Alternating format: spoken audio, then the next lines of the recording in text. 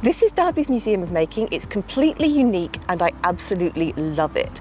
It was reopened under that name in 2021, having previously been Derby's Industrial Museum, after a period of about 5 years in which the local community was engaged and brought in, and a huge amount of work was done in order to explore how the collection could be used. And what's resulted is a museum in which every single object in the collection is on display, and I cannot emphasize enough how unusual that is.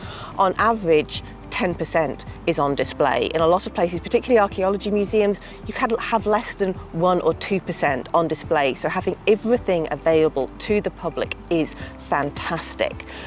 The museum's within an old silk mill, and the first floor tells you a little bit about the history of the building, as well as the history of making and manufacture within Derby more generally. This is the most traditional part of the museum. It's quite light touch, and some people might feel there's not as many objects as they would have hoped for. That is completely reversed when you get onto the second floor, which they refer to as the assemblage. There are no labels here. It's an opportunity to really explore, open drawers, pull out picture racks. The thematic groupings are done with the idea that people are going to be getting ideas for their own making. They have a digital catalogue that's available on screens within the museum itself, and you can get it on your phone. This digital catalogue also has the capacity for visitors to add extra information where they have it. You can put comments in, and those get referred to the curatorial team, who can take it on board and decide whether it's valid information, follow it up and potentially add it to the collection. This is a brilliant way of crowdsourcing information about the collection. This is not an approach that's going to work everywhere. I can't see it working with an archaeology-based museum necessarily particularly well, where you have hundreds of thousands of objects that you'd be dealing with. But with a social history museum like this, it's been incredibly successful.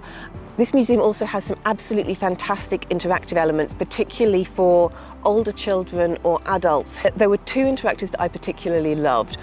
A cog-based one to help understand how the water wheel worked within the silk mill, and then one where you actually given instructions on how to put together a mechanical toy that was the equivalent of one within the museum display, and you really had to think it through and work out what you were doing, and it just gave a completely different experience when you then looked at the object in the display. It's also got a Boeing 787 engine, an absolutely massive model train, and the whole thing's completely free, so what's not to love?